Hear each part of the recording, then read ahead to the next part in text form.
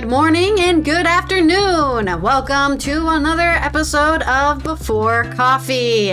It is Wacky and Weird Wednesday, which means we're covering all the wacky and weird things that humans, animals, and people who think they're animals are doing out there in the world. We've got a lot of news about that today, so I hope you're excited to get your wackiness on, put on a silly hat, and wear your shirt backwards and inside out. This is the first and only international game show, Before Coffee, a father and daughter podcast where we look up our news right before the show started. We just got caffeine in our bodies and we're learning to read and speak live on stream. Let's get into today's headlines and roll that segue wheel. Today on Wacky and Weird Wednesday, tennis star Coco, Gauff, and Swiatek question live camera access at the Australian Open.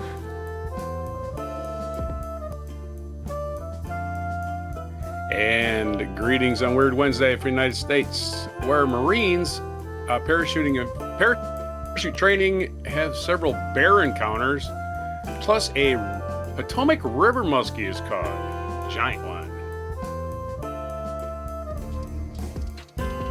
In Taipei, an American rock climber ascends without any ropes. Why?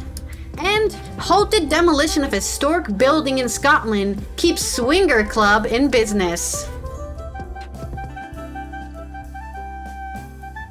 Also, a weirdo in Houston is charged in bear spray attacks in several locations. And we're going to go back 400 years to the first people to survive the winter in the Arctic. In my culture news, it turned out I had a brain tumor. 6 stand-up comics on what spurred them to get on stage. And it's national, let's see what it is today. It's National Data Privacy Today, so mind your own business. It's January 28th, 2026, on Before Coffee.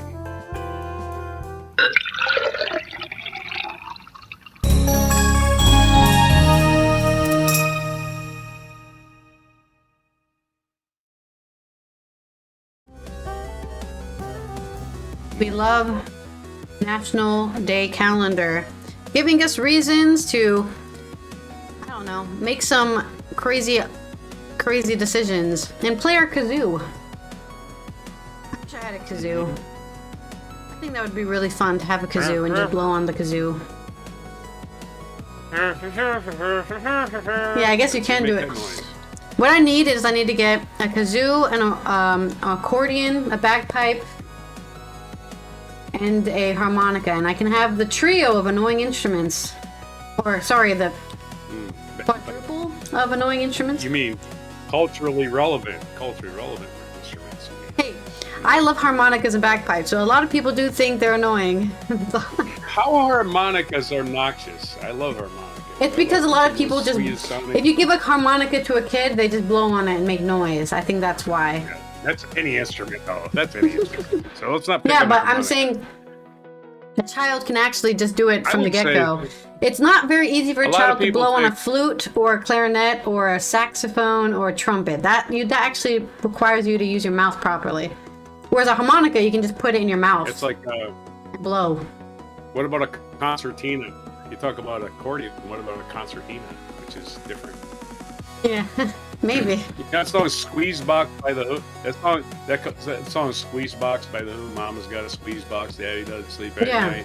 All the people chime in and go, that's about an accordion. No, it's not about an accordion. Accordions are ignored. Yeah, I did say accordion as well, also on my list of annoying instruments. A squeeze box is a concertina. It's got keys on both sides. Yeah.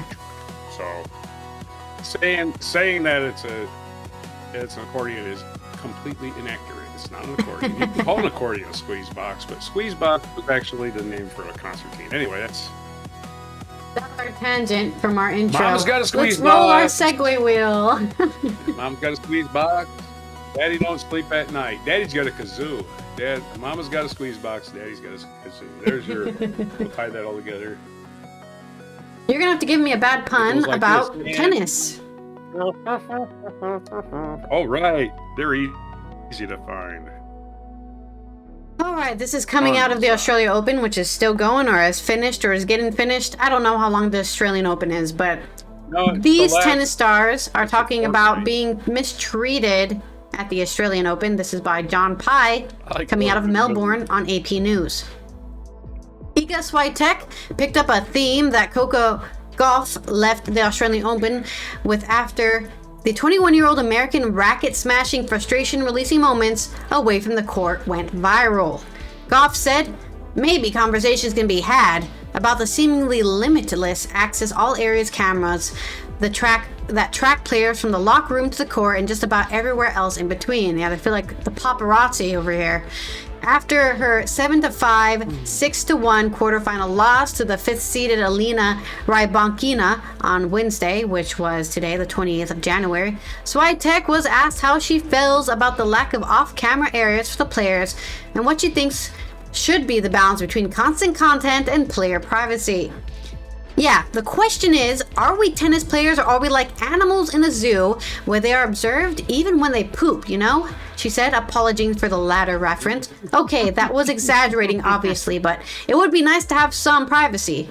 Well, nobody's seeing you change in the locker rooms. Poopy buns. Yeah.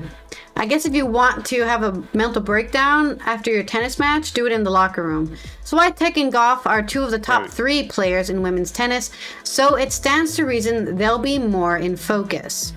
Visions of Swiatek being stopped by security after forgetting her credential became a meme during the tournament. She won 4 French Open titles as well as Wimbledon and the US Open, but security is, well, security. Who are you? You can't come back here. I'm one of the best tennis players. Hello? The off-court camera surveillance occurs at other tournaments and isn't confined to the Australia Open, where organizers have created a 3-week festival around the season opening major by incorporating all manner of fan engagement. Yeah, I saw videos, I don't think it was from the Australian Open, but a different Open, where they had mics on the tennis players, so whenever they would like go, you know how tennis players are, right? They go, and they make those noises. Oh! But they had close-up mics, so one of the female tennis players was basically going, "Oh, I'm so embarrassed to be serving the ball because I'm moaning basically into the mic whenever I hit because she had a really close mic." Monica Seles rule, it's called. And but I think that's one of those. I think it was Monica Seles was the one that made everybody uncomfortable with her. Yeah. But that's an example of engagement, right? Of fan engagement they were trying to make by being like, hey, look, let's get our mics close and personal to the tennis players. The vision from the non-public stadium area isn't always broadcast, but players don't need reminding that some moments that get captured will turn up on the internet for being cute, informative, or just outright dramatic. The number 2 ranked Swiatek said that there were parts of her game she'd like to practice immediately before walking out for a match. It would be nice to have some space where we can do that without the whole world watching. Stop being in the Australian Open. I don't know. The thing is, these sports opens, any of these big sports events can exist if they don't have people paying for them. And unfortunately, part of that is a TV license. You know, gets a lot of money into the tournament if you have to purchase a TV license. So, yeah, they get their tennis rackets for free. They get their shoes for free. They get to wear advertising on their clothes, right? They're not paying for. But it would make more sense if like one of these tennis players was caught changing in the changing room, and that would be a huge invasion of privacy. But the fact that it's just I want to practice my tennis without people looking and judging me is like, then don't be a professional tennis player. I don't know what to tell you. People are going to judge you. You're a professional. But anyways, continuing the story. The 24-year-old Swiatek is one of Poland's biggest stars and is fully aware that being in the public gaze is part and parcel of being a champion, yet she's still criticizing it. We're tennis players. We are meant to be watched on the court, you know, and in the press. That's our job, she said. It's not our job, like be a meme when you forget your accreditation. Number 3 ranked Gauff, a two-time major winner, smashed her racket into the concrete floor of a ramp near the player area 7 times after Australian Open quarterfinal loss to Alina Svitolina on day 10. She stayed composed as she left the center court before trying to find somewhere in the shadows to vent. Turned out there's pretty much no place within the confines of Rod Laver Arena except the locker rooms that's beyond the scope of the cameras. Certain moments, the same thing that happened to Arina Sablilenka after I played her in the final of the US Open, I feel like they don't need to be broadcast, Gauff said in her post-match news conference. I tried to go somewhere where I thought there wasn't a camera because I don't necessarily like breaking rackets. Gauff received some encouragement from the 23-time major winner Serena Williams, who posted on social media that there's nothing wrong with hating to lose, and offering to show her how to demolish in one swipe, Serena style. Hate that I lost. I'll show you how to destroy a tennis racket. Exactly. Yeah. Gauff says she didn't want to smash a racket on the court within sight of fans, which is why she saved it for the quieter area. So maybe some conversation can be had, she said, because I feel like at the tournament, the only private place we have is the locker room. And that's exactly where 4th-seeded Amanda Anisimova proceeded after a quarterfinal loss to American Jessica Pegula. There are some good moments, obviously, that people see, and that's fun. Then when you lose, there are probably not so good moments, she said. The fact that the video of Coco that was posted is tough, because she didn't have a say in that. But that is kind of part of the entertainment of the whole thing, right? People like to see someone get angry and lose, because then they know you're taking it seriously, right? The heightened emotions in it. And they're there for your loss just as much as they're there for your win, I would say. One thing Novak Djokovic, the 25-time major winner, remembers the time before the omnipresent cameras and preferred it, but he thinks there's no winding back time. Boy. I saw what happened with Coco after a match. I empathize with her, Djokovic said. I agree with her, you know? It's really sad that you can't basically move away anywhere and hide and fume out your frustration in a way that won't be captured by a camera. But we live in a society in times where content is everything, so it's a deeper discussion. It's really hard for me to see that going to go backward. It's just something that I guess we have to accept. Djokovic made a crack about the sanctity of the locker room, which is still off limits in TV. I'm surprised that we have no cameras while we're taking a shower, he said. I mean, that's probably the next step. And that's on their OnlyFans. Tennis OnlyFans. You can watch all of the tennis players get naked in the shower. And they'll make a lot of money, too, if they were to do that. But there's my story. Yeah, that's when they call for new balls. Yeah. Clean you a video.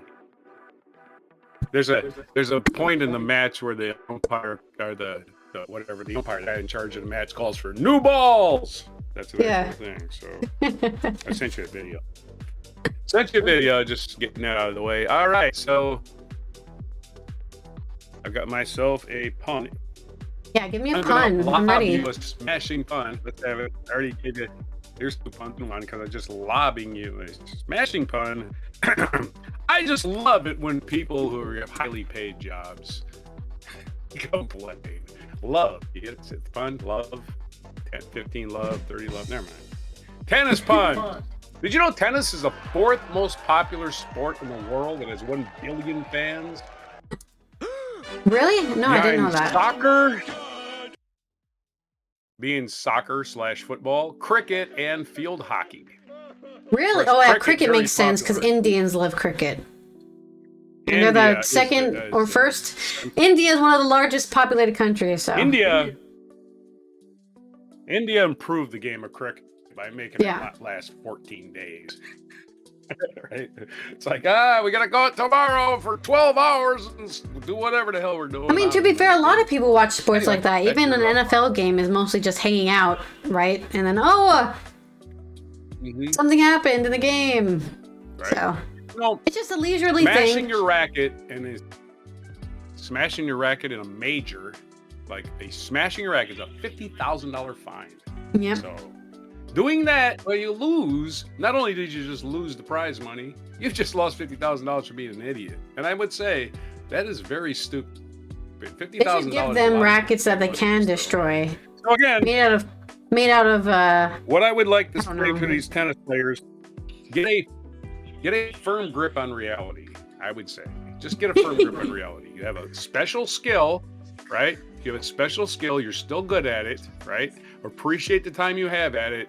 Because when you're 60 years old and nobody gives a shit about you anymore, you're going to have to look back on. And if you're a dick the whole time, nobody's going to like you anyway. So I'm just saying, stop complaining about your special skill that you have that most people don't have. We would be lucky to have it, and we would all be just so grateful to have that skill you have, and here you are going, life's unfair to me. No, it ain't. It ain't unfair to you. Sorry. That's my little diatribe. Unfair to a lot of people, not you. Life has kissed you on the ass your entire life. Just understand that part. You are one of those. Yeah, tennis is definitely like one of those richer sports to get into. Right. Very rarely, do you find some poor kid who went into tennis and became a star. It's more rare that happens. Yeah, a ticket to center court at the Australian Open finals is probably worth more than my mortgage. So I don't really care about their problems. I just don't understand why they have to complain about anything. So anyway, they're not. And by the way, athletes in sports dying from like brain injuries. It happens in hockey. It happens in baseball. It happens in football. It happens in a lot of sports. Doesn't happen in tennis. So, it's the safest sport this side of golf. Come on, man. You guys got it easy. You're smashing your racket. You're just taking $50,000 to set it on fire. I should care about you now. I wish I had $50,000 to set on fire. That's my poor man's version of commentary. Thank you. Our next segue is associate for your story. Another pun. R1 is associate. Okay, we've got a quick story and then a longer story. First one's about Marines, which, having been one, it sucks like all the time. Like every minute of every day sucks. Don't let anybody fool you. It sucks. Anybody can tell you it sucks. And when you're doing your job, it can suck worse. Because most of the time, you're Marines, you spend time, cleaning your room, polishing your boots. But anyway, and actual training comes on, you're almost glad to do it. Right? This Stripes.com is actually Stripes.com. It Stars and Stripes, which is the official military newspaper, I think. Still, several bear encounters interrupt U.S. troops parachute training in northern Japan. Is from Seth Robeson. Reconnaissance Marines had 4 run-ins with bears during recent parachute training in northern Japan, according to commander of Alaska-based U.S. Army Battalion. Members of the 111th Airborne Division, 3rd Battalion, 509th Parachute Infantry Regiment from Joint Base Elmendorf, Richardson, are in Japan this month for a series of parachute drills. The soldiers, which were actual Marines, don't call Marines soldiers unless you want to get punched in the mouth. The Marines jumped into Narashino training area in Chiba Prefecture and Ojibara Maneuver Area in Miyagi Prefecture, both on Japan's main island of Honshu, before deploying to the northern island Hokkaido, said their commander, Lieutenant Colonel Cody Grimm. Hokkaido, you mean? Bear encounters can... Hokkaido?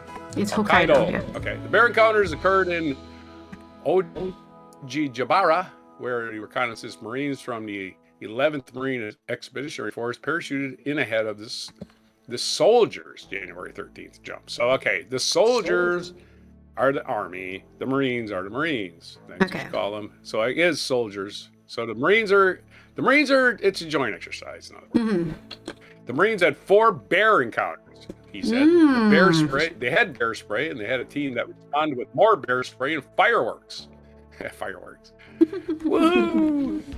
That's part of, I don't think that's part of parachute training. If you encounter a bear while you're being a country, you don't set fireworks.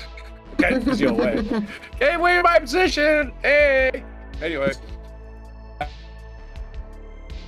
a 3MEF, which is the 3rd Marine, the AIII, they say. They're using these acronyms, okay? 3MEF is the Marine Expeditionary Force. A 3MEF spokesman, Captain Colin Goner, was able to confirm the bear run-ins when reached by email Tuesday. Soldiers that are accustomed to operating bear habits while training in Alaska, Grimm said, noting that brown bears. Yeah, brown bears will kill you. In both cases, we move away from the bear. We have a team in Alaska that has non-lethal means to get out of there.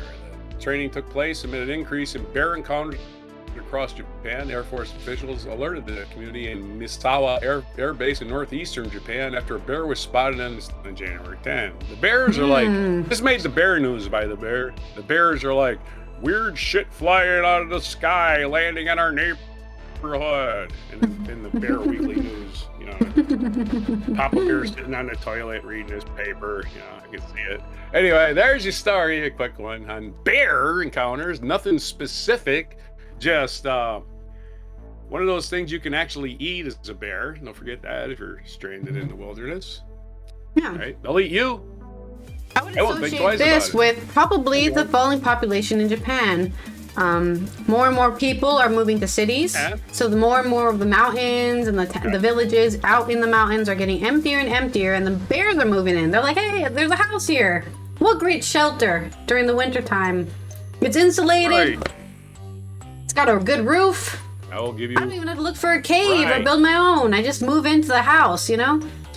And actually, I know a YouTuber called Chris, Abroad in Japan, also known as Chris Broad, and he did a documentary on the area around where the nuclear power plant, you know, exploded. That didn't explode. It leaked, you know, during the earthquake. It leaked. And that whole area is also full of bears, right? As soon as the humans move out, because all the humans moved away because nobody could live there, it was radiated. The bears moved in. They moved in all over the place. So yeah, I want to say it's a good thing because I mean we were talking about this yesterday with the rewilding Europe story, right? A lot of places have lost their predators, have lost their wildlife, and it's created a complete conundrum for humans. So it is nice that they still got their predators in Japan, even if it is dangerous for humans. Oh no. They say he's got to go Bearzilla. Because, you know, radiated bears are going to be attacking giant 80-foot bears. Going to be attacking Tokyo. Oh no, there goes Tokyo. All right, we're going to talk about more creatures. This one's a fish.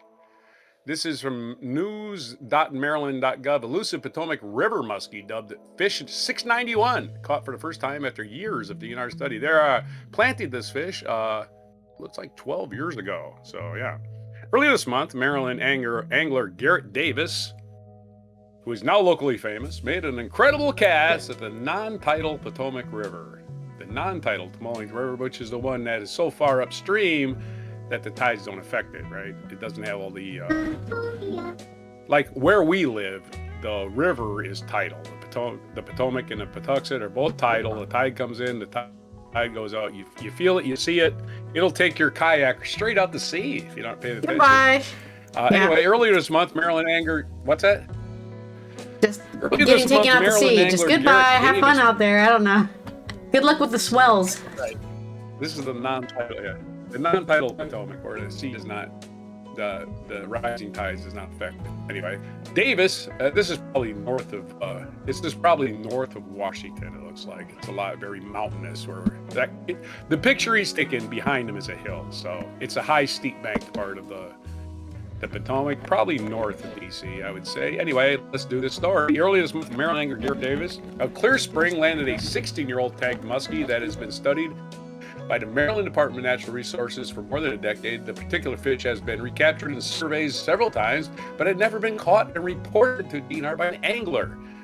This is the story of Fish 691, a female muskie that has been closely tracked by DNR since 2013. It's the tale that highlights the elusiveness of prized muskellunge or muskies, which are predators that exist in low densities across the range of the United States and Canada. Muskies are known as the fish of 10,000 casts due to their hard-to-catch reputation.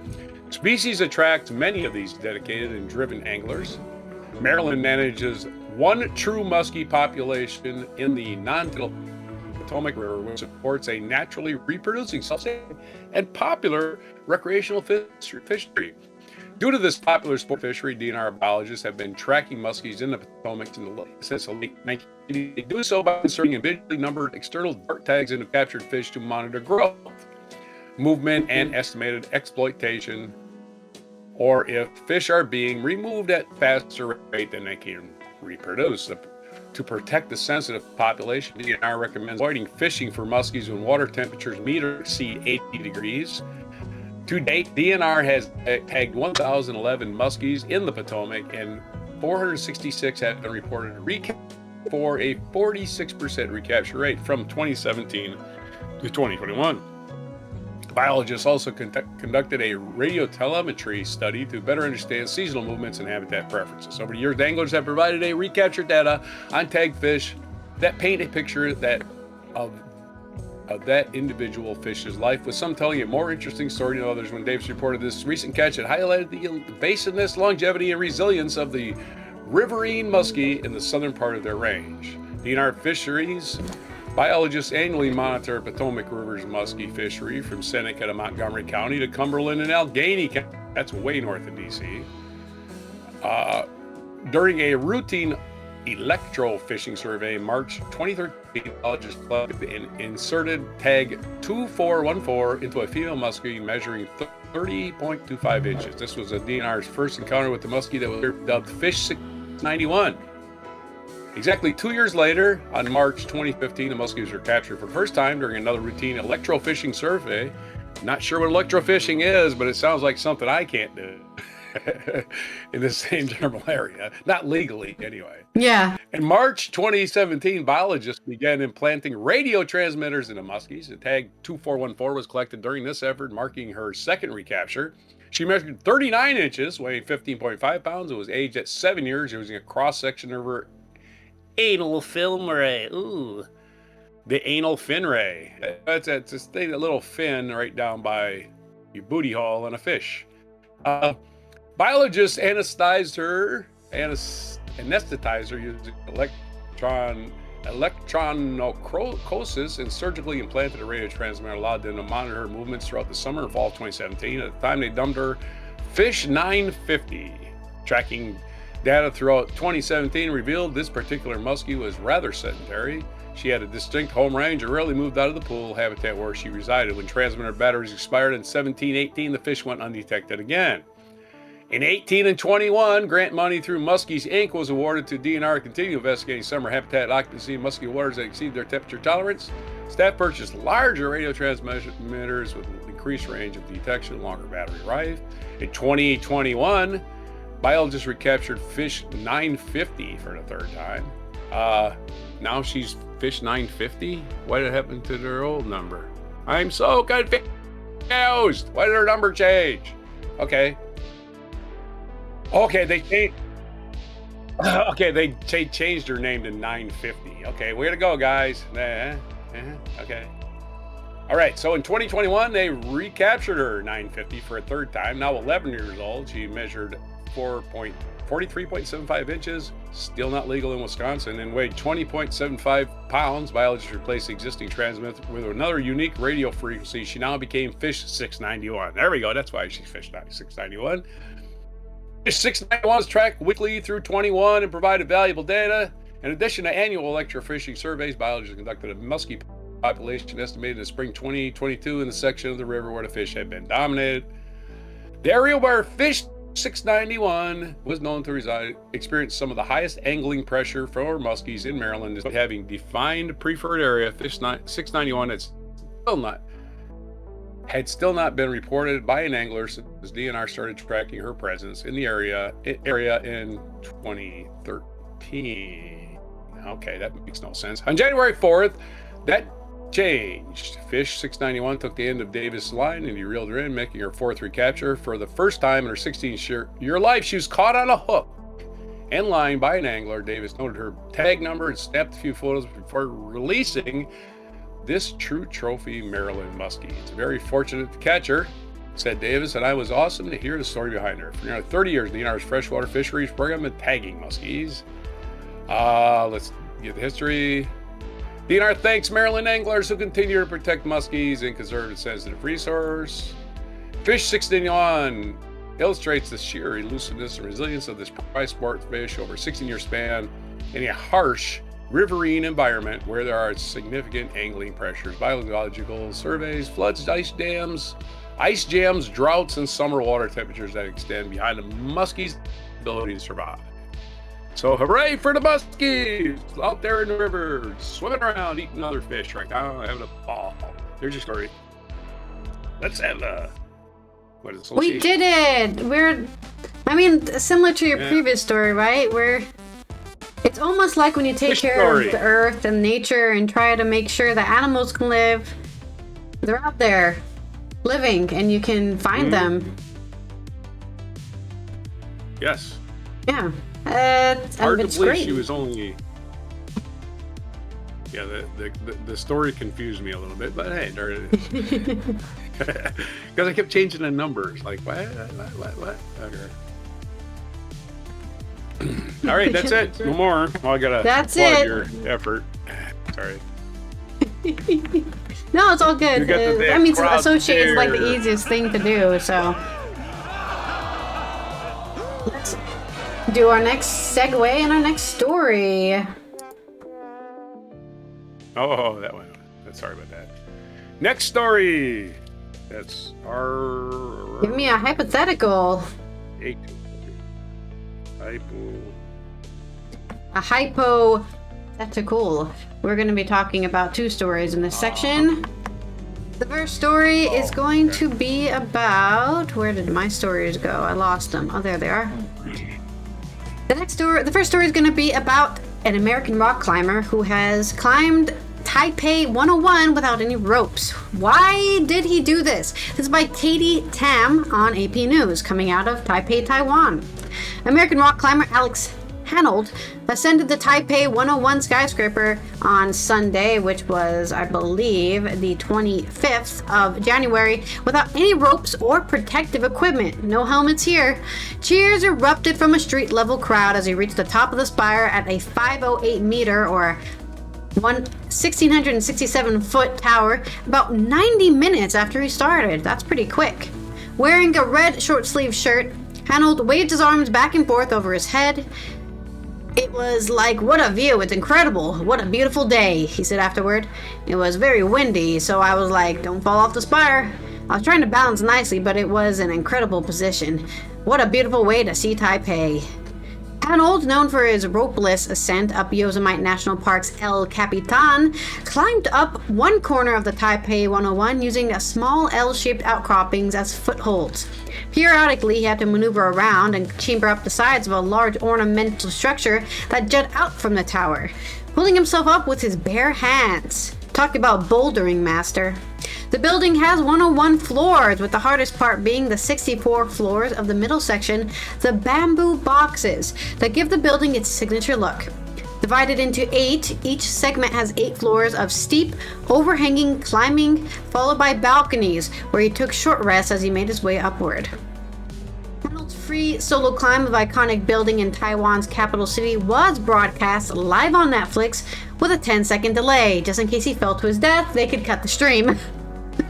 The ascent, originally scheduled for Saturday on the 24th, was delayed for 24 hours due to rain. Yeah. Good luck climbing up a building when it's wet. That's not going to work out, is it? Having a cheering crowd was unusual and a bit unnerving at first for Hanold, whose climbs are usually in remote areas. Yeah, because if he falls and dies there, the whole city won't have to see it. When I was leaving the ground, you're like, oh, it's kind of intense. There's so many people watching, he said. But then honestly, they're all wishing me well. I mean, basically, it just makes the whole experience feel almost more festive. All these nice people are out supporting me and having a good time. The climb drew both excitement and concern over the ethical implications of attempting such a high-risk endeavor on live broadcast, as in allowing people to see someone fall to their death. I think. Hanold isn't the first climber to ascend Taipei 101, but he is the first to do so without a rope. French rock climber Alain Robert scaled the building on Christmas Day in 2004 as part of the grand opening of what was then the world's tallest building. And there's a picture of him climbing these like cloud-shaped ornaments, which they don't look like a fun thing to climb. But he was able to do it. He didn't fall to his death, and everything's fine. So no complaints here, I guess. Yeah. I don't know what to say. What do I got? A hypothetical? I guess, hypothetically, he could learn how to fly, right? He'd have to learn it real quickly on his way down to Earth. Well, there is some scientific studies that say if you meet inertia, like you're the max inertia, like you can't go any faster. I don't think, and some people have fallen down and bounced because they fell so far that they actually had enough inertia to bounce. Yeah, and I don't know when they landed. Or if there's an updraft that just keeps you from generating enough velocity, right? Velocity. That's what it was. Enough velocity. Yeah. But if you just have a backpack parachute, that'll stop. Or he could have one of those arm, like the ones like the flying squirrels. Those exist as well. People do that. They jump off cliffs with their flaps. You ever heard of of course, you ever heard of Philippe Petit? You ever heard of that guy? Philippe Petit was a French guy who, like, 10 minutes after they finished the World Trade Center, the Twin Towers, the same year they finished it, he strung a tightrope between both buildings and walked on it without a net, without a safety device, and he's still alive. He's 76 years old. A lot of tightrope walkers do that stuff so that too. Guy, that was 50 years ago. It was over 50 years ago because of 74. Yeah. So that's a dangerous job, but if you know what you're doing, it's not dangerous. It's only as dangerous as you make it. Please do not attempt this at home. As a climber myself, I will not go above 10 feet without a harness. Sorry. No. That's just, Falling is not dangerous. It's at hitting the earth part. That is the dangerous part. Yeah, that's why getting optimal velocity is good, because then you bounce. We're pretty bouncy if we land fast enough. 90% of your fall is just a blast. All kinds of fun, all kinds of adrenaline, and then the last part kind of sucks. But the difference between it's the difference between dropping an egg on the floor, right? And slamming an egg on the floor, I guess. Right. And but why don't they put nets there's one of my stories. I have another one. All skyscrapers really short, so I wanted to cover another story, which is also weird and wacky. Hypothetically, one more thing. All skyscrapers should have nets on them, like every 10 stories, to catch jumpers. Yeah. Just like China does at their factory. This happened last year, right? One of the members of One Direction died falling off a balcony in a hotel. Oh. That's where he died from. Whether he was in substances or drunk or whatever, he died from the fall. So, if there was a net to catch him, he probably would still be alive. Probably a lot of boredom involved there, I guess. I don't know. Next story is coming out of Scotland. A historic building is keeping a swingers club in business. Victory for the swingers of Scotland. It's from Esther Taranai on the Herald Scotland. Successful campaign to save a historic sawmill has inadvertently saved a Glasgow swingers club. A proposal to demolish the city sawmills at Port Dundas and build 60 flats in its place was blocked by the Historic Environment Scotland, then the Court of Session in 24. Campaigners for the architecturally significant structure, however, had no idea the site also housed CJ's, a sex club, the BBC reported. The establishment, also, they would have let it be destroyed because there's a sex club in it. That's pretty hypocritical. It's still a historical building. The establishment boasts 8 playrooms, including a fully equipped dungeon. Labour MSP, which stands for Minister of Scotland Parliament, Paul Sweeney, who was heavily involved in the initiative to save the building and objected to the plan by Weiss Development Company Ltd, said he did not know about the club. Owner of the former Glasgow Sawmills office building lost the appeal, and a major change proposed to Glasgow City Chambers to cope with the issue. He said, "I am pleased as important piece of Glasgow's heritage has been preserved for our future generations to enjoy." However, they're definitely enjoying it. However, when I was first heard that the building was to be knocked down to make way for flats, I wasn't aware there was a so-called adult club operating there. It's just one of those things. What can you do? The politician fought to keep the sawmill intact because it is a good surviving example of a late 19th century industrial office building. It was founded by James Brown Lee in 1848 and became the largest firm of timber merchants in Scotland. According to the BBC, CJ's hosts friendly and relaxed parties and safe surroundings with tea, coffee, and a buffet. I mean, sounds like a great place. You know, people need to have their sex clubs, okay? Sometimes you can't do it in you can't. If there was a 60 housing flat there, you couldn't have a sex club. There'd be too much noise, you know? So to have a nice brick building, you know, keep muffled its sound, be as loud as you want. It sounds great to me. I don't see the problem here. But it is weird and wacky for sure.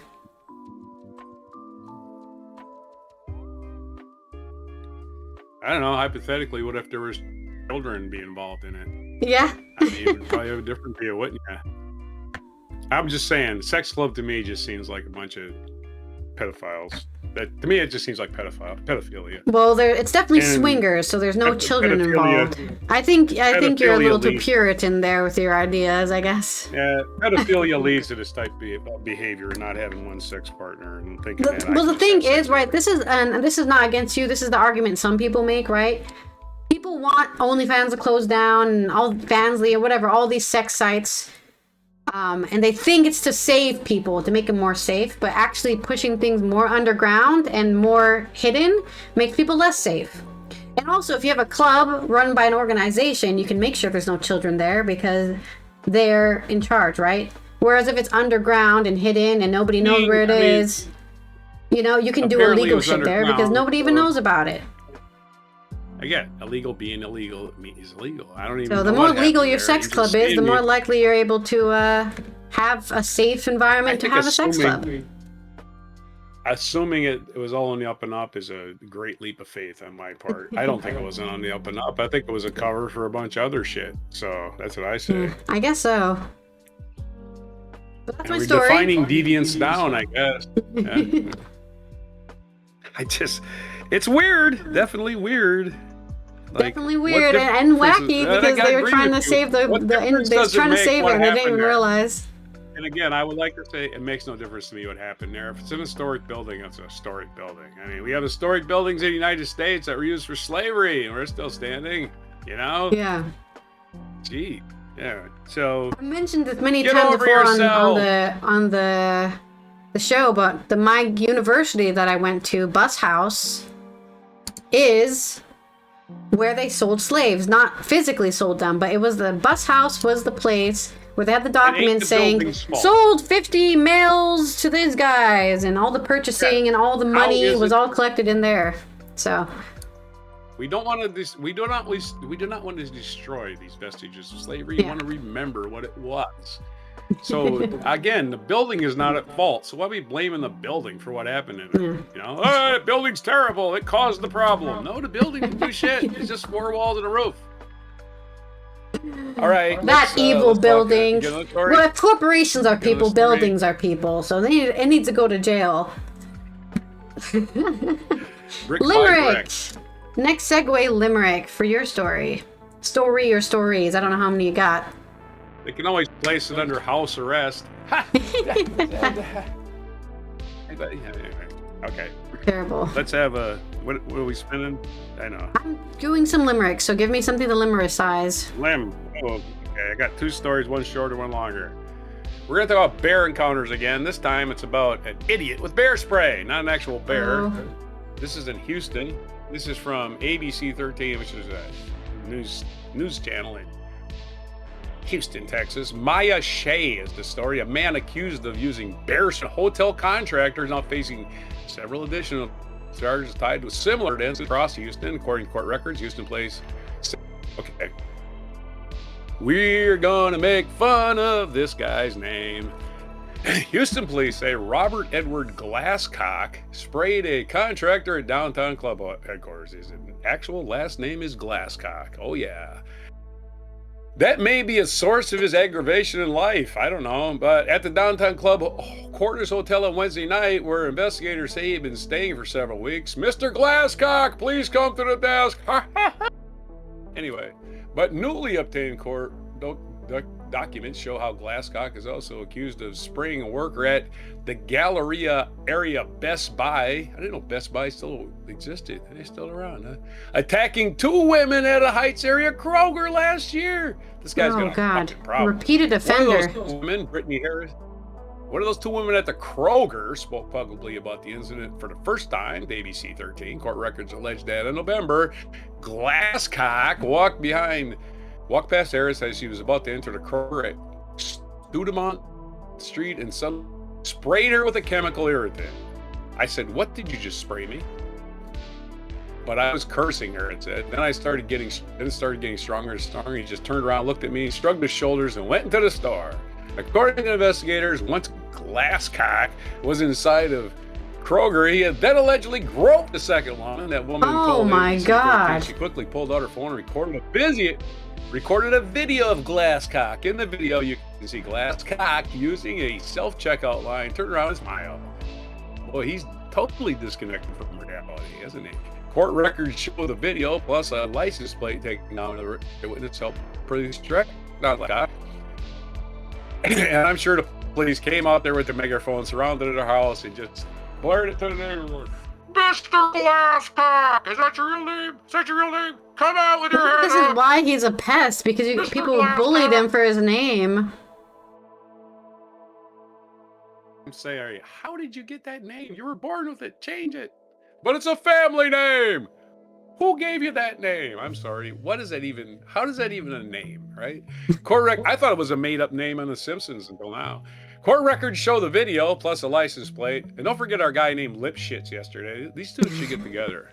The guy named Lipschitz. Maybe it's a German name, and it's spelled differently, but then they Englishized it, and now it's just fucked up.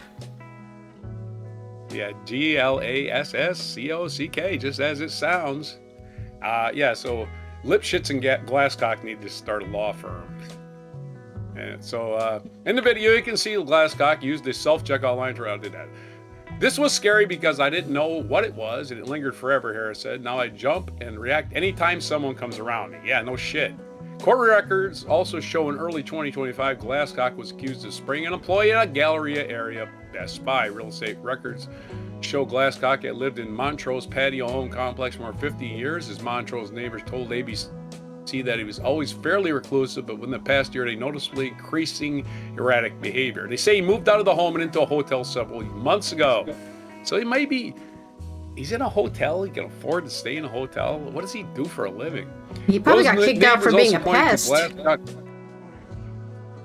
I don't know. He left his house and he moved into a hotel. He wasn't kicked out of the hotel. He was he kicked out of the hotel? I don't even know. Oh yeah, he was kicked out of the hotel for spraying somebody. Court records showed in early 2025, Glasscock was accused of spraying an employee. Did that already? Blah, blah, blah, blah, blah, blah, blah. His alleged victim at the Club Quarters Hotel says he was simply there to refresh the hotel's plants in the lobby when he began feeling a burning sensation. Glasscock was arrested on site and should have his first court appearance soon. Lock his ass up with a really, really bad-smelling cellmate. There's your story on our poor, mentally challenged bear spray loser in Houston, Mr. Glasscock. Why am I pressing the control button permanently? Oh no! Can't have a better name than that. Give me a sec. I'm having a problem here. I'm trying to type. Okay, I'll do another story. Yeah, do another story. I'm like trying to type and I'm just permanently pressing the control button and I don't know why.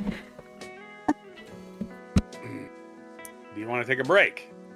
Would you like a smoke break? Next story.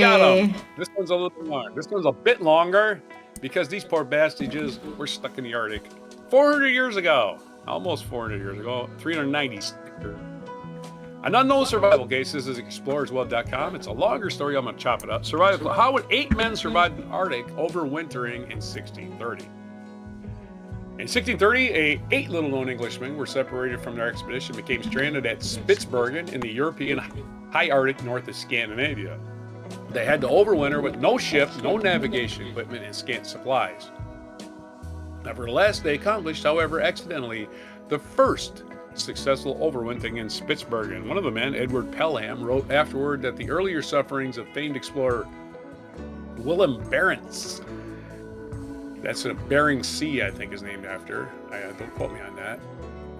And his men on the Novaya Zemlya, in which Barents lost his life, nothing compared to the lesser-known ordeal. If the Dutchman's deliverance were worthily accounted a wonder, he wrote, ours can amount to little less than a miracle. Boy, people used to write different in those days. And again, reading biographies written in the 1700s, wow, did they write different. Oh boy, it's a totally different language, folks. On May 1st, 1630, they used big damn words. Big damn words you gotta look up that aren't used anymore. On May 1st, 1630, the Salutation set sail from England, one of the 3 Muscovy Trading Company merchant ships bound for the Arctic.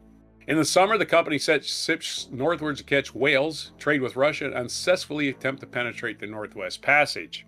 A trio of ships, led by Captain William Goodland of the Salutation, reached the Arctic in June. Goodland was a sturdy, experienced whaling captain and served in the Muscovy Company in their whaling fleet admiral since 1620. What we know of his career is storied. His own brother had died on one of his expeditions, tangled on a line and dragged out of a boat by a whale. Yeah, a whale got its revenge on you, didn't he? You go whaling. Whaling's dangerous. Not just dangerous to the whale. Yeah, that's right. He dragged his brother to the bottom of the ocean, probably. On multiple occasions, he led violent skirmishes against rival whalers, defending his company's royal monopoly on whaling in the region. These are our whales, dadgummit. Goodland split up his ships when they reached Prince Charles Foreland in Spitsbergen. With the Salutation remaining there, on August 8th, Goodland decided to head for whaling camp at Green Harbor. Contrary winds, however, prevented southward progress. Goodland decided to make the best of the situation.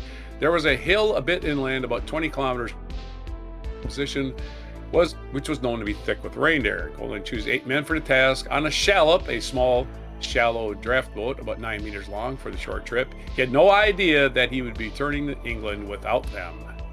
That's right. He sent men to go to this island. Hey, there's some reindeer. Go get some food for us. And of course, they left them there. We've already met one of the men aboard, Edward Pelham, a gunner's mate. His companions were direct supervisor, the gunner William Fakeley, Henry Bett, the cooper. Cooper's a guy who makes barrels. Thomas Ayers, what's a cooper do? He doesn't make barrels. What does he do? What does he make? What does a cooper make? I don't know anything about sailing, so I can't tell you. Not sailing. Copper, maybe? I don't know. Thomas Ayers, a whale cutter. Sailors John Wise, Robert Goodfellow, and 2 landsmen named Richard Collette and John Dawes. That's all their names, all 8 of those men. They expected to be gone with only a few days. Here, the shallop was loaded with 2 whaling lances, a tinderbox, a snap chance, an early of the flintlock, and a pair of hunting dogs. Without incident, the party reached shore and spent the day hunting, planning to rest overnight and then return to the ship. The weather, predictably, turned. When they woke up, they realized the wind had forced their ship far out to sea to avoid being driven into the rocks. With no way to navigate to communicate, they decided the safest course was to make for Green Harbor, where Captain Goodland would hopefully be waiting. But when they arrived, they found the ship had already left. Fuck them guys, we're out of here. Things were now becoming England August 20th, leaving them only 3 days to find a ship. The fleet was supposed to meet at Bell Harbor in the final departure. The rendezvous was the group's last and best. That meant moving quickly. In a desperate gamble, the group threw overboard all the venison they stored to lighten up the shallop, to no avail. That day, they reached a halfway point called Low Ness, where a fog forced a pause. The next morning, they pressed on, quickly covering distance to Bell Point, but they missed it in the fog, continuing far past. Belham and some of the others began to worry. They'd been rowing and sailing for too long. But only one of them had been to Spitzberg before, and that was Pelham's supervisor, William Fakeley. Fakeley insisted that Bell Sound was still further south, and convinced by his experience, they pushed on further and further past their destination. The doubters briefly prevailed, heading back north to within a few kilometers of Bell Sound, but Fakeley again insisted they were going the wrong way, so they were basically just go around in circles, missing their ride. Eventually, Pelham had to physically wrestle off Fakeley's hands, get the moving direction. They reached Bell Sound, but too late. It was August 21st. The fleet was gone. And the fleet's like, should we wait for them guys? Nah, fuck it, let's go. What a bunch of assholes. I said the captain of that ship is an asshole for abandoning him in the first place. He's the one that set them on shore to get deer. Sure, the whaling fleet visited the area regularly, but that was in the summer. No one, they thought, would be insane enough to winter in the Arctic. Explorers who did became trapped, like Hugh Willoughby, and the aforementioned barons suffered greatly and often died. In fact, it wasn't the first time the Muscovy fleet under Captain Godlin had left people behind. Pelham recalled that it had been previous year 9 of men had tried to overwinter in Spitsbergen and all perished. This guy needs to be investigated. Well, I guess it's too late now, but go to prison for abandonment. Yeah. Captain Goodlin, what a pile of shit this guy is. They had no choice but to prepare as best they could. They decided to make Green Harbor, where there were more reindeer, probably regretting dumping all their food overboard. They organized parties to hunt and store as much venison as they could. Winter, however, was coming on in earnest. The storm capsized the boat, again sending the provisions into the sea, and soon the ice was too thick to risk the journey between Green Harbor and Bell Sound. Working quickly, they used their boat and what was available around, abandoned a whaling station to build a shelter. Fakely and Pelham for getting their animosity. Don't forget it's Fakely, the idiot who kept going south when he should have been going north. So it's his damn fault. It's hard when you're at the Arctic, you know, you get all turned around. I'm just saying, he was the only one that had been there before, so they all believed him. That's terrible. I think it's here. Look, the sun's in the same place. I don't know. To keep their mortar from freezing, they had to keep multiple fires going at all times. They had to build a shelter, right? They're building a shelter. They built their brick shelter inside a larger pre-existing structure, a clever double-insulated design, and stored as much wood from old barrels and wrecked boats as they could. There was nothing more they could do other than conserve their supplies and wait. And their remains are still there, I believe. While they were active, they managed to avoid despair, but on October 10th, the sea was frozen, the sun had almost disappeared for the winter, and it had little to do but complain. Our heads, Pelham wrote, began to be troubled with 1,000 sorts of imaginations. So this is a long story. Let's talk to their rescue. Let's try to figure that part out here. Let's see what happened. By May, they began looking out to sea. It's gone through this long winter. The collective shot, 8 men began to realize the days grow long, the birds, foxes, deer started returning, that spring was coming, the impossible happened. They had survived the winter. So we're fast forwarding to the part where they survived 40 bears trying to figure out these strange Englishmen and eat them. And of course, the bears you're talking about are polar bears, which are starving to death. They don't have no fear of humans. Really big, they are one of the only predators that actually hunt humans. Can't hunt humans. So once the polar bears went out and started hunting, their collective shot, 8 men realized that as the days grew longer, birds, foxes, and deer started to return, that spring was coming. The impossible had happened. They had survived the winter, nearly 2 degrees further north than Barents, and much worse side. By May, they began looking out to sea, checking for ice-free water that would allow ships to enter the Sound. On May 25th, however, they stayed inside the shelter due to nasty offshore winds. That wind had actually blown all the ice out to sea, and that very day, 2 ships from the port of Hull sailed into the Sound. The Hull fleet was not supposed to be in Spitsbergen only a few years earlier. Captain Goodlin had driven them out at cannon point. Wow. So these are actually the enemy.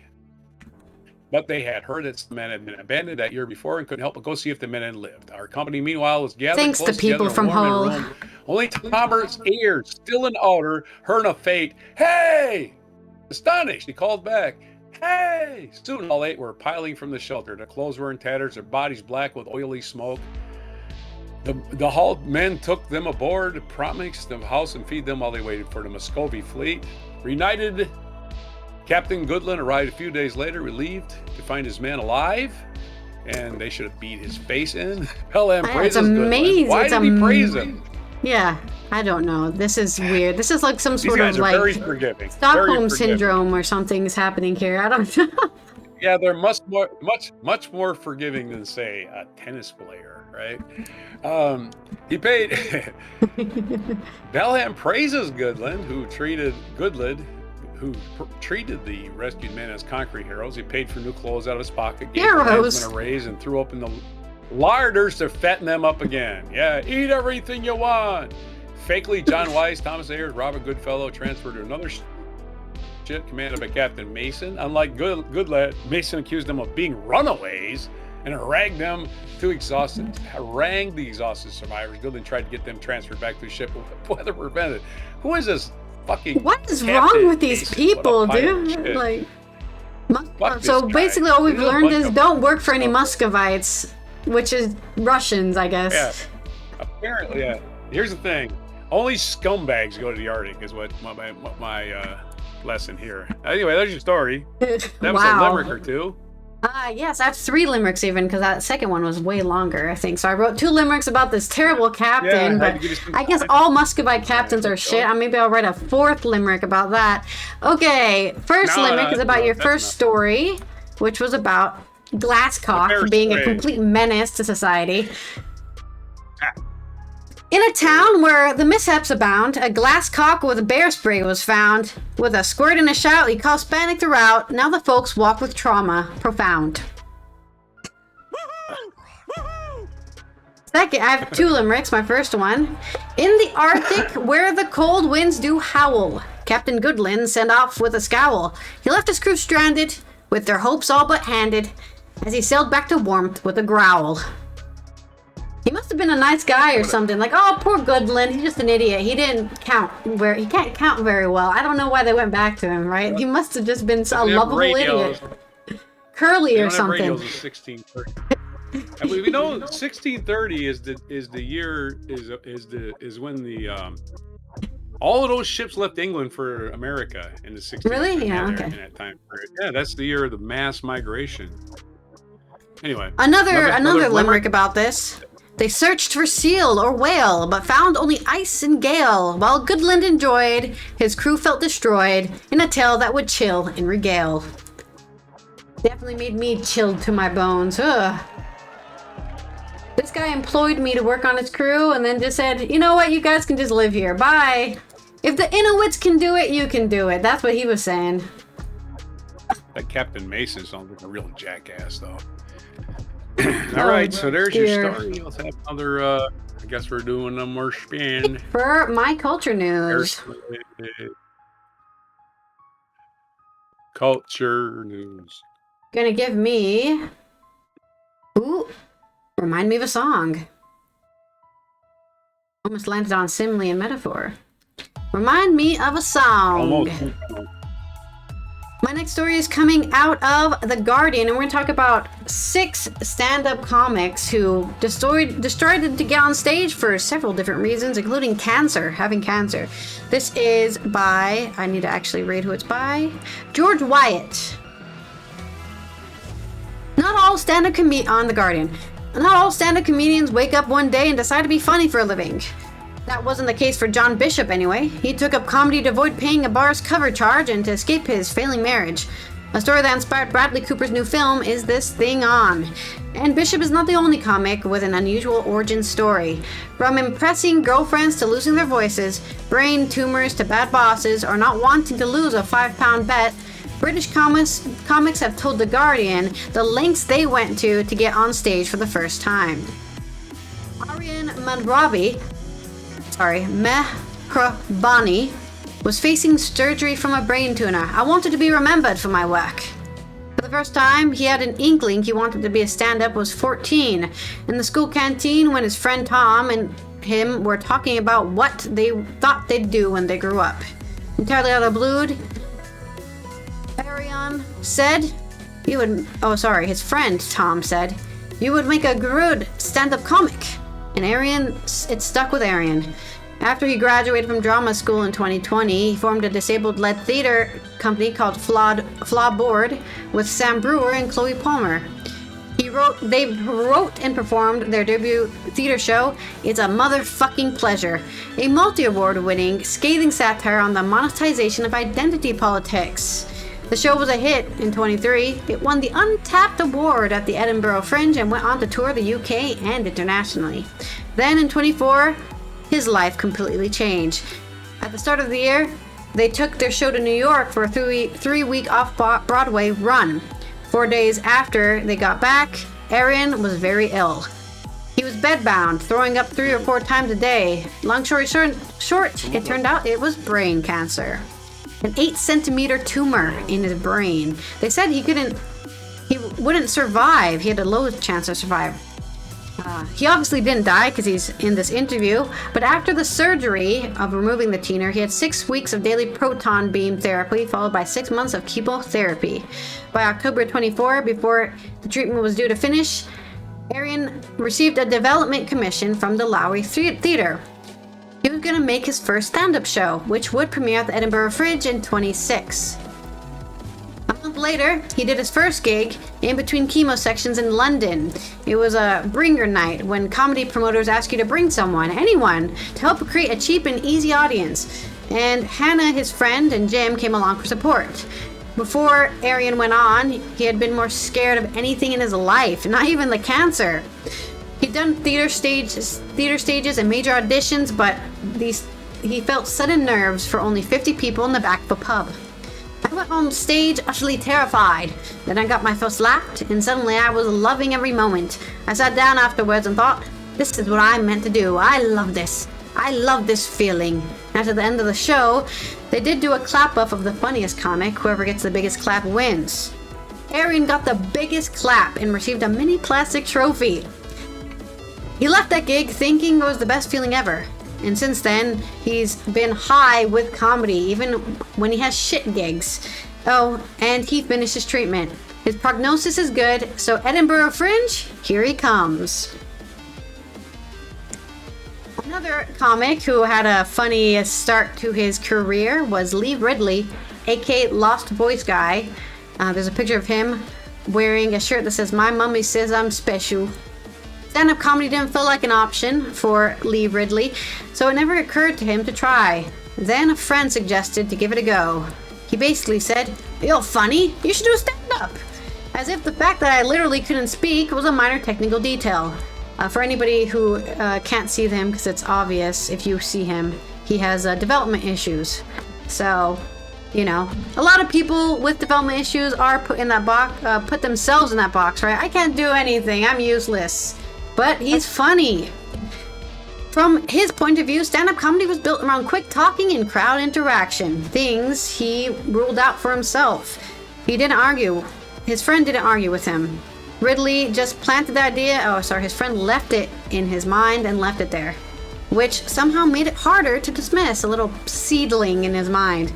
What struck with him wasn't anything profound, Ridley said, but the fact that he didn't treat his disability as a main issue.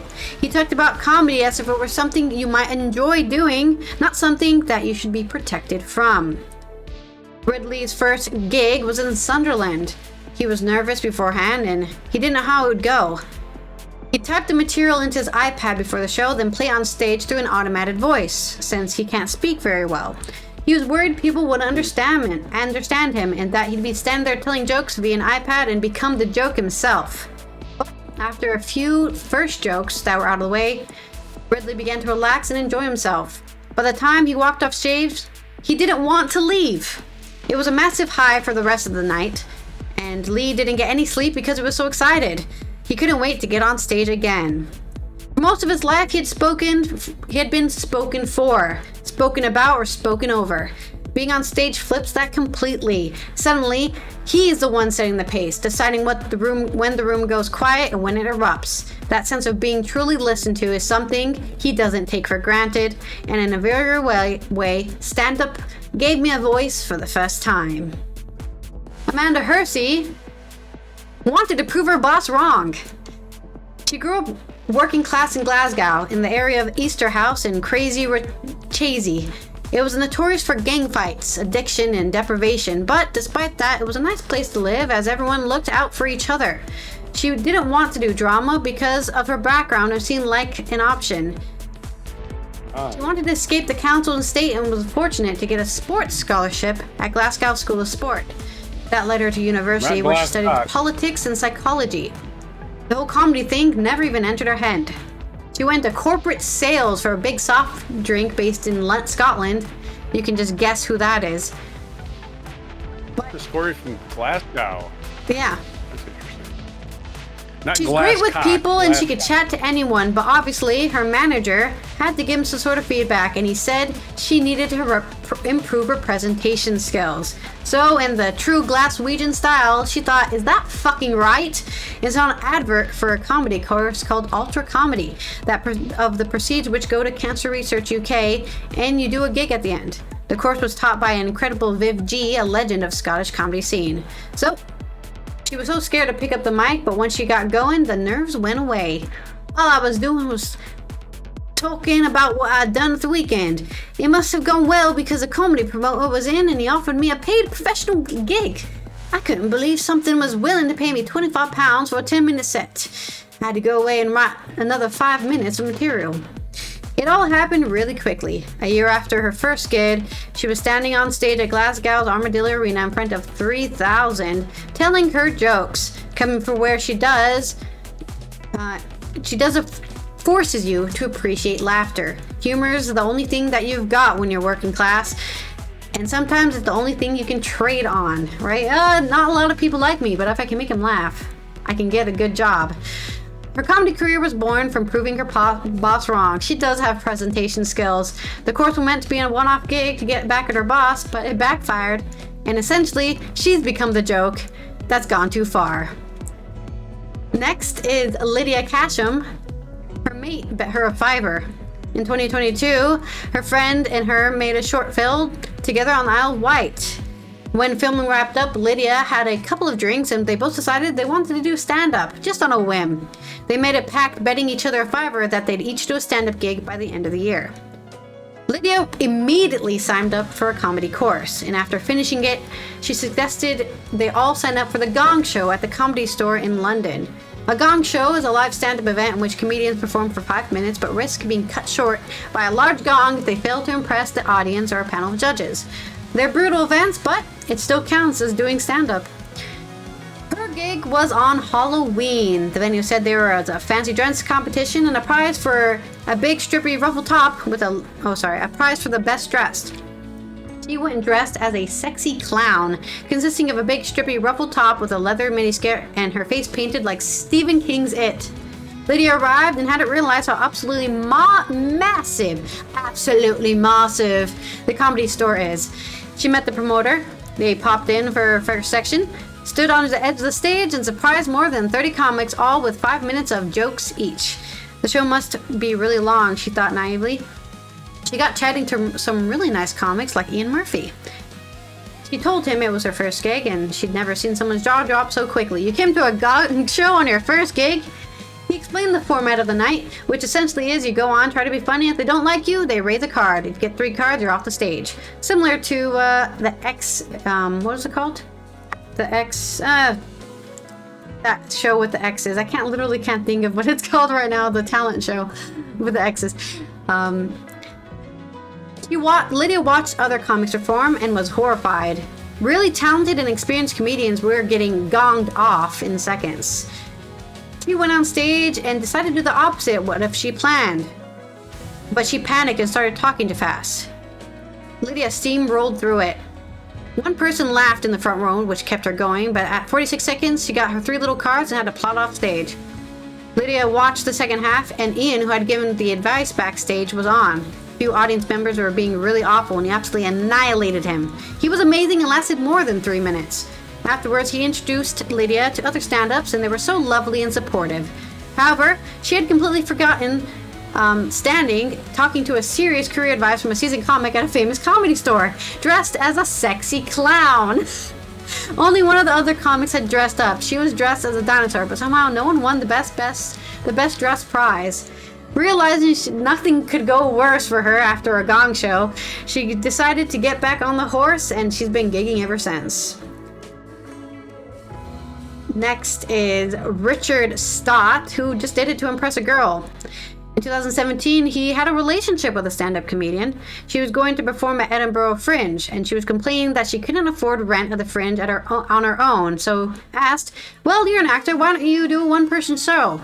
In hindsight, it was more about finding someone to share a rent with than believing in his ability as a comic, but he liked her and wanted her to like him, so he agreed to a full Edinburgh Fringe run of a show he hadn't written yet. He booked his first gig in London, a 5-minute set as a popular comedy night, Comedy Virgins. It was packed, and the set went on well, and he got a little Patrick Trophy for being the funniest comedian. It felt more satisfying than anything, as he achieved anything he achieved in his acting career, and he loved it instantly. The energy when the room got to erupt to the next big punchline, you have to hide your excitement, or anytime you have a perfect idea, it works instantly. Edinburgh Fringe didn't go so well, however. He had a terrible venue, literally a cave, and the worst time slot, 12:45 p.m. No experience except for a little trophy, and which he now lost. He had to cancel the show because there was no audience. Sometimes the people who came sat through it and appeared to enjoy it, but otherwise it was a slog. He was completely naive to do a full Edinburgh run with a 45-minute show with no gigs under his belt. He looks back at it and thinks he was pretty brave, especially for his lack of experience and how stupid he was. Richard, at a relatively low point, was wandering around Edinburgh and bumped into an old friend, a poet called Matt Panesh. He asked how his run was going, and he told him it was pretty shit. Matt had done the Fringe every year for 15 years, so he gave him a pep talk. He put things in perspective and helped realize that I'm not the only person who had a hard time there, and he got out of his funk. 2019, he was back to the Fringe for a full hour stand-up show, The Gilded Balloon. He went up to the Loft Bar and Matt was there. I just had a bunch of full-star reviews without even skipping a beat, he said. It turned out alright then. He went on to the Fringe to impress a girl, but ultimately he became his own hard worker and started a comedy career for the wrong reasons that led to an amazing experience. Finally, I know this was a bit long, Nor Sobka. I said I'd do it if my friend dumped her awful boyfriend. He was at university studying biomedicine of all things and planned to become a scientist. Her placement was in gastroenterology, and she didn't really care about people's bowels, but she wasn't enjoying it, and she was kind of having a career crisis. Nor was coping by ways to terrorize her fellow students in the library with pranks and jokes. Her best friend had a big following on Instagram and she would be a performing monkey for her stories and reels. Her friend suggested Nora try stand-up comedy, and at the same time, she had an awful boyfriend. Nora kept telling her to cut ties, but she kept going back to him, which was straining their friendship. After intense chat, Nora decided they'll sort out their lives. Her friend agreed to dump her boyfriend if Nora would try stand-up. So a year later, Nora booked a comedy workshop at which you work on your best jokes. I'm fascinated by dictators and had a great story about my uncle, who's briefly a Colonel Gaddafi's ear, nose, and throat doctor. I got good feedback, which was enough to boost my ego and book my first gig at the Frog and Bucket in Manchester. I was on the train and I felt like a cow being led to slaughter. I kept thinking, why am I doing this to myself? Please drown me in a puddle. When Nora arrived and the crowd was huge, about 100 people for her first gig, she went straight to the bathroom, locked herself in a cubicle, and practiced her jokes. She was third in the lineup. Couldn't concentrate on other comics because she was so nervous. She could only think about her set. She started with her best dictator jokes, and that went really well. And she got her first big laugh. Immediately, I was so happy that everyone was enjoying it, I just let the laughs go in. Afterwards, I was excited to do more, and decided I need to get a full hour of stand-up and sorted that right away. Nora's process for gigs is still the same. Before the gig, she wants to die. During the gig, she's having the time of her life. Then afterwards, she wants to sell out arenas with her jokes. Her friend was true to her word and did dump her awful boyfriend. And I guess Nora has to thank him for her great career. So there it is, my long article about the wacky ways these British comedians have gone into comedy. And I guess you can also watch Is This Thing On, which is a great film featured on the 30th of January in Australia on the 5th of February and is out now in the US, about a story about how comics get on stage in the wackiest ways. There's your ad read, I guess, not sponsored. And give me several songs, if that reminded you of any songs at all.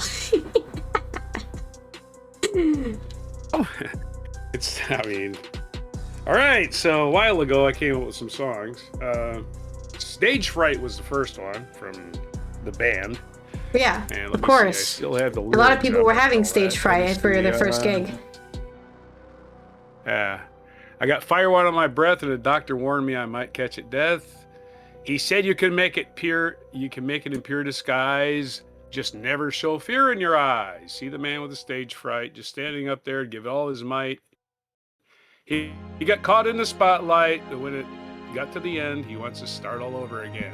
Yes, and the band. Robbie, that's what happened to a lot of these guys. They got caught up in it. You mentioned Lydia. You mentioned someone named Lydia somewhere in there. So that just reminded me of Lydia. Oh, have you met Lydia? Lydia, the tattooed lady, which is a Groucho. And she's kind of funny, and she's dressed as a sexy clown. I think that was Lydia who's dressed as a sexy clown. Great lyrics. Maybe I'll play Lydia tomorrow. It's too late. I already got a video for today. Yeah, we already got your thing in here. Your comedy. Groucho singing Lydia. That would be great. He's got great lyrics, by the way. Great lyrics. Never saw Breaking Bad. You know who Lydia is, too. That's the only two Lydias I've ever heard of. The Lydia in the song, and the Lydia in Breaking Bad. And, of course, in Breaking Bad, when she's finally done in, that song is playing on. Remember Todd? Todd had a crush on Lydia. Yes, poor Todd. Her ringtone. Her ringtone was that song, Lydia, oh, have you met Lydia, right? Yeah. Because after when the finale happened and Jesse finally gets his revenge on Todd, Todd's phone's ringing and it's that ringtone, and Walter White picks it up and goes, hello? Hey, Lydia, how you doing? Anyway, that's one of your great finales. So let's do the spin. And our day in history. Let's go. Yeah, I know that story was really long, but I did cut it up. I had to cut out a lot of things. Well, I cut 12 minutes out of that freaking stranded. About the people abandoned by their captain, yeah. Stranded in Arctic? Yeah, I cut 12 damn minutes out of that thing. It was still too long for my face. I get to 5 minutes, I start to panic. I'm like, this is. I'm gonna be sarcastic to your day in history. I think it's this day. I want to make sure it's actually this day, January 28th. Okay, January 28th on this day. Whoop. Did I screw something up? I did not. It's just a long list, apparently. Oh no, I did go past it. All right, it is not that long. The year 814, Charlemagne, ruler of the Holy Roman Empire, died in Aachen, Germany. And he was replaced by Charlemagne II, right? In 1457, King Henry VII of England, who was succeeded in ending the Wars of the Roses, was born in Pembrokeshire, Wales. He didn't end them when he was born. He ended them later when he was king. How do you end a war? You surrender. I don't know. 1813, Jane Austen's Pride and Prejudice was published anonymously, enjoyed immediate success thanks in part to the popularity of the central character Elizabeth Bennet, who was reportedly Austen's own favorite among all her heroines. So that was published 1813. In 1871, French capital Paris fell following a 4-month siege during the Franco-German War. Franco's still dead, different Franco. 1873, Colette, whose best novels largely concerned with the pains and pleasures of love. She was born in Saint-Sauveur in Prézay. That's got to be in France, right? In Prézay. I don't know how to say these words. Anyway, remarkable for a man of sensual description. Anyways, her birthday. Happy birthday to Colette. She had one name. Couldn't write very well, so she couldn't apparently spell her last name. I don't know. The one name girl, Colette. Maybe she was the first. Maybe she was. Colette, the first one-namer. 1881, Russian novelist and short story writer Fyodor Dostoevsky, known for groundbreaking novels such as Crime and Punishment and The Brothers Karamazov, died in St. Petersburg in 1881 this day. Dostoevsky, one of your great Russian writers, Russian literature, very, very, very rich and very rich area. I would definitely read those books. 1912, painter Jackson Pollock, leading exponent of abstract expressionism. Anyway, he was born on this day. He was born in Cody, Wyoming. Pollack received widespread publicity and serious recognition for the radical poured or drip technique he used to create major works such as Blue Poles, 1952. I don't understand Jackson Pollock's art. I don't understand it. I don't understand people that collected it. I don't understand why he was so popular. It seems to me it was a big con he was doing. That's what it seems like to me. I'm going to put a big canvas on the floor and run around and drip paint on it and call it art. That's abstract expressionism that a 5-year-old could do. A 5-year-old could do that and say that's the Jackson Pollock. Our brains are pretty expressionist like that. It's really hard to make a picture of what our brains are doing, you know? Yeah, it's just again, he was probably seriously mentally ill. So I guess there's that. I can't fault him for being mentally ill, but his art to me is like, you would actually buy that and take up your entire wall with that, right? It looks like somebody's painting your roof and spilled the paint is what it looks like, right? It's all it looks like. Anyway, I'm not an art critic. I just don't get it. 1950 Congress created the U.S. Coast. I mean, good for him. I mean, he made a living doing it. If you can get people to pay for that shit, more power to you. 1950 Congress created the U.S. Coast Guard by combining Revenue Cutter Service and U.S. Life Saving Service. So the Coast Guard is only 111 years old. 1955, Nicolas Sarkozy was born in Paris. He was the president of France from 07 to 12. So happy birthday to Nicky Sarkozy's 71 today. In 1958, Godfrey Kirk Christensen, whose father founded the Lego company, filed for a patent this day, a Danish patent for a toy building block that became hugely popular around the world. So it's Lego Day, 1958. That's all Legos have been around for. Just little bit longer than rock and roll, a little bit less, actually, than rock and roll. 2002, children's author Astrid Lindgren died at the age of 91, best known for Pippi Longstocking, a freckle-faced, red-haired 9-year-old who incarnates every child's dream of freedom and power. Pippi Longstocking should have married Mr. Glasscock, don't you think? Anyway, 2021, Cicely Tyson, who is or maybe Mr. Lipschitz, I'm gonna name him better. People with screwed up names. Let's just the screwed up name bin. Cicely Tyson. This is a day for people who lived in their 90s to pass away, because in 2021, Cicely Tyson passed away at the age of 96. Was noted for her vivid portrayals of strong African American women, particularly Miss Jane Pittman, who was autobiography of Miss Jane Pittman, which Cicely Tyson starred in as both a young girl and an old woman. I think Jane Pittman lived to be about 100, and she was a slave. She was born a slave. So I remember Cicely Tyson's first thing being that. It was on TV. It was pretty, what do you want to say? Mind-opening. Eye-opening. Mind-opening. There you go. It's mind-opening. Documentary movie. I would say, what do you call it? Biopic. 1986, 40 years ago, today, the Challenger blew up in midair in front of millions and millions of witnesses on live television.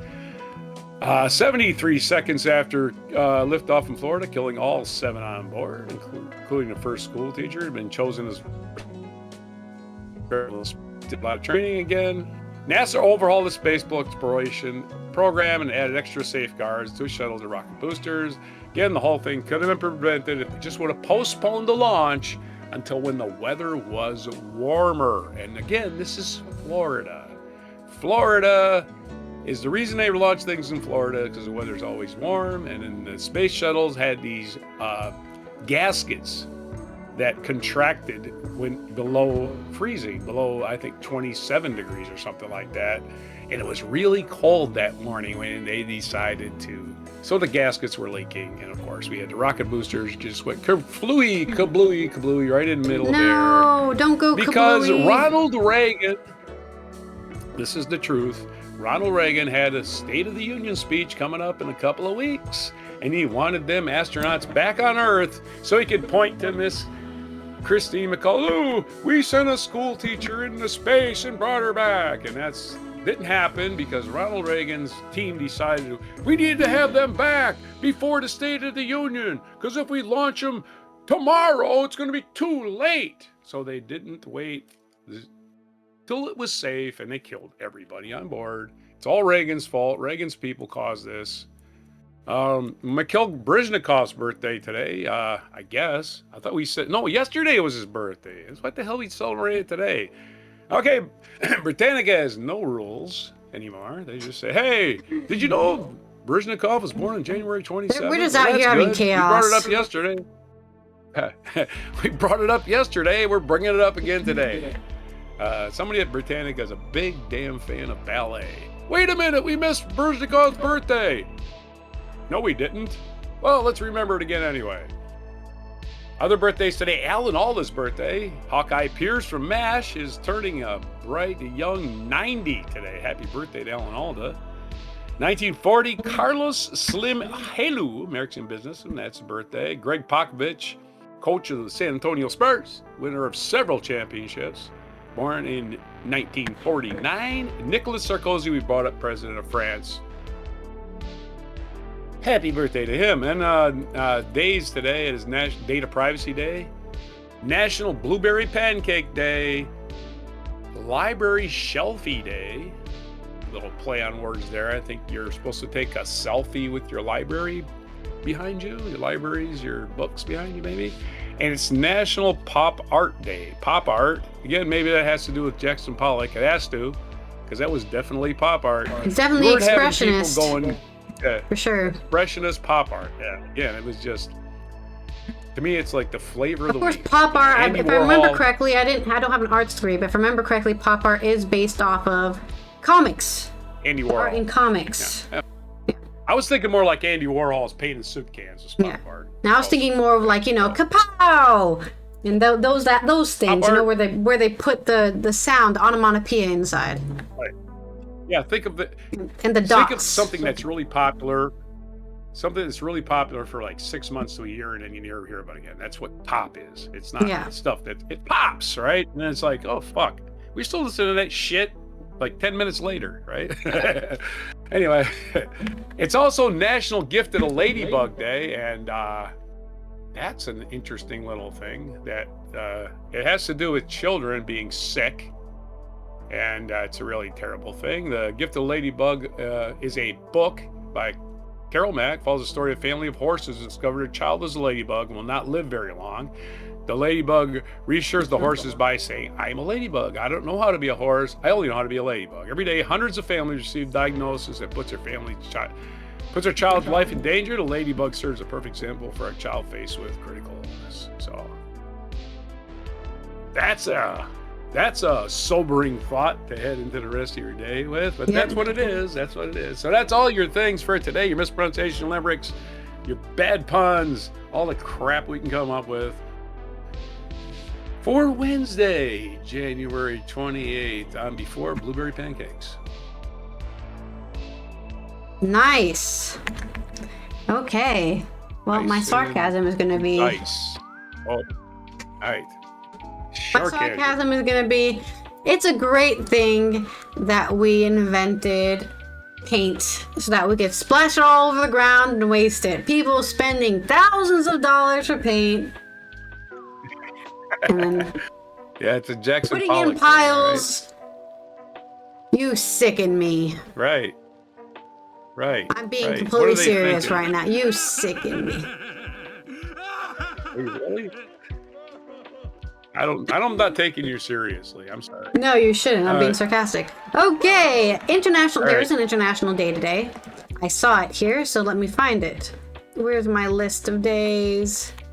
Where's my list of days? Did I close it by accident? No, here it is. It is International Day of Peaceful Coexistence. Yes, that's right. We don't have to fight each other. We don't have to kill each other. We don't have to hate people. We can just coexist. Hey, that person's different than me. Coexist. And that's fine. We're not just people. Not just people, animals bears, too. for Yeah, God's sake. exactly. Our entire world. Peace is more than the absence of war. It is the ability to live together amid our differences of sex, race, language, religion, or culture, while upholding the justice and human rights that make such coexistence possible.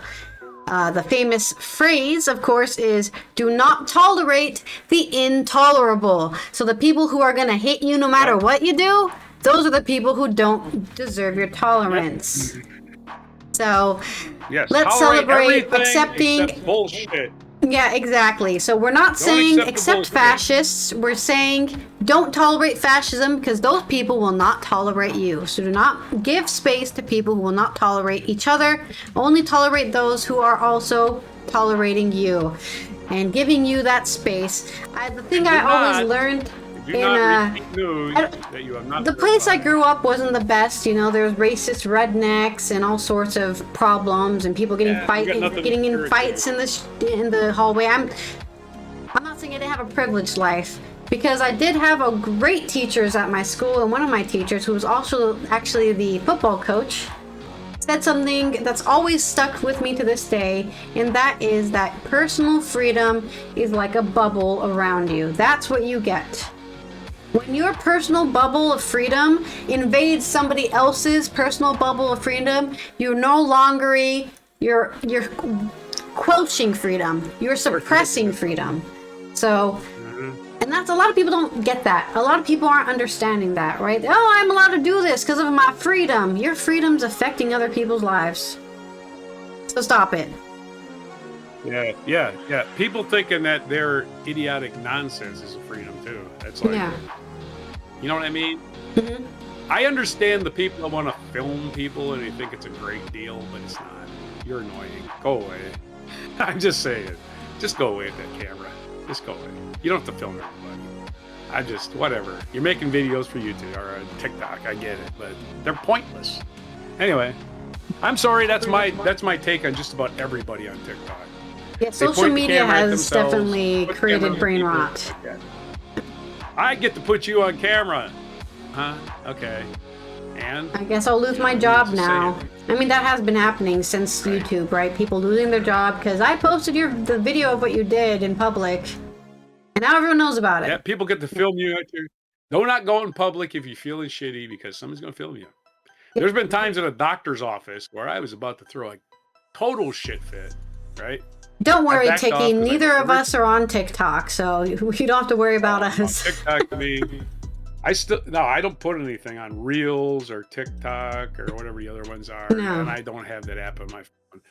I just got Reels because I got Facebook, and I got the other one because I've got Instagram? Shorts Yeah, because I've Shorts got, on YouTube, yeah. Yeah, so I got Reels and Shorts. That's just incidental to having it, right? They only added those to the TikTok, to be fair. Without TikTok, those all wouldn't the even be on videos the are website. Nobody would have even thought of putting those on. Those are TikTok. Those are TikTok videos that have been cross-posted. That's all Exactly. they are. So it's nothing else. And what my point is, but that day I was going to lose it at the doctor's office. I stopped because I know I was going to end up on the internet, right? Lose my job, whatever else. It goes with it. But what happened was I showed up 10 minutes late for my doctor's appointment that I made 2 months before. They said I had to reschedule. Yeah. I was about to lose it. Seriously, I am fucking 2 months, right? I'm 10 minutes late because of traffic or whatever. You can't, no leeway, right? So I was about to just absolutely lose my shit. I would have been famous for losing my shit. And we would we've had 1,000 subscribers on our YouTube channel. You should have done it, Right. Dad. Yeah, no, that could pay my bail, right? I don't know. Anyway. Anyways, this has been Allison here Let's from have this the up. Netherlands, Roger from the East Coast of the United States, as we finish off another Wacky and Weird Wednesday. I hope you enjoyed our Wacky and Weird stories, and we will see you tomorrow for Thursday's 13, in which we will have a list of 13 things.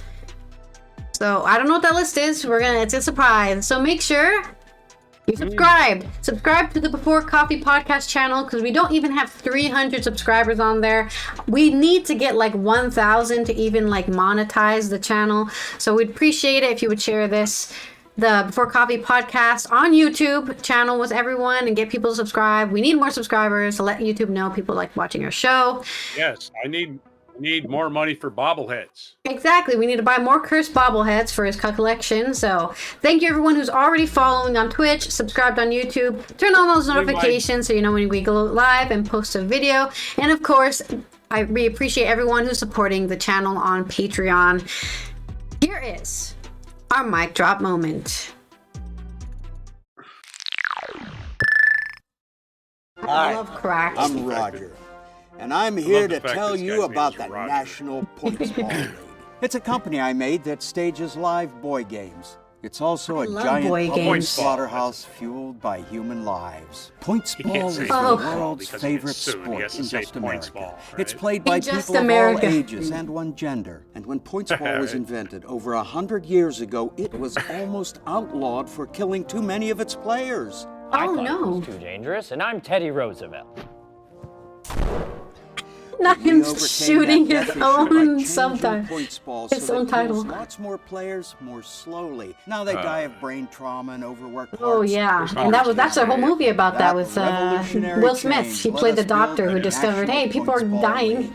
The most powerful entertainment brand in human history. CTE. We control in America. Sundays, lots of other days, and almost every conversation in an American workplace. Don't forget to watch the Super Bowl. All we ask in return is a little of your money. Yeah, don't forget to spend $2,000 to sit in one of the seats. Literally billions of watch dollars of your tax money to build stadiums. Super Bowl halftime show. I could pay for myself, but I would rather not.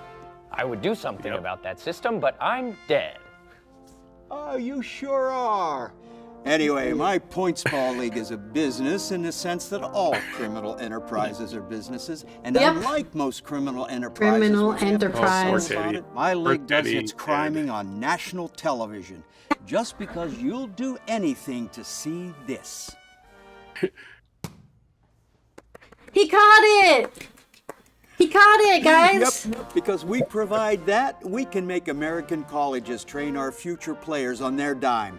We can run a breast cancer charity that's really a trick to sell hats to ladies. We can make one of our team's names straight up hate Powerpuff? Yeah. And you would not believe how little we pay her, or how cool we are with fellas sexually harassing her. Give me an H!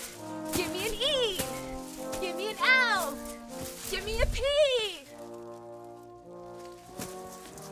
Anyway, I don't want to take up too much more of your time because I don't need to. You already give me more money than God via the government, so you can watch adult men break each other. Adult men who have moms but don't think about that too hard. Instead, think about how goddamn great it's going to be when my league's franchise that's geographically nearest to you goes out there and wins specific key points ball boy games in a fashion that I've decided makes them champion, whatever that means, for America! Yeah! Right? Hey!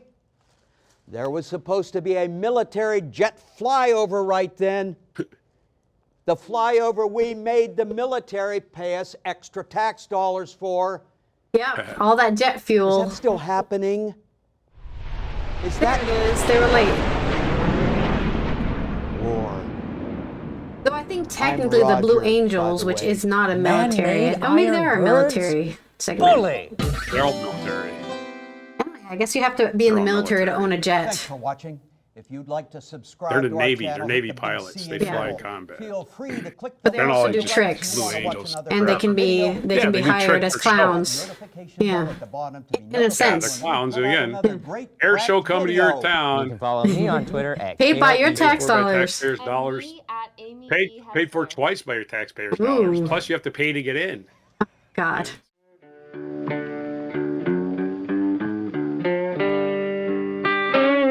Be sure to hit the like, subscribe, and notify buttons, and follow our other channels, Toxic Alley, History of Gravy, and Scratchy Old Records.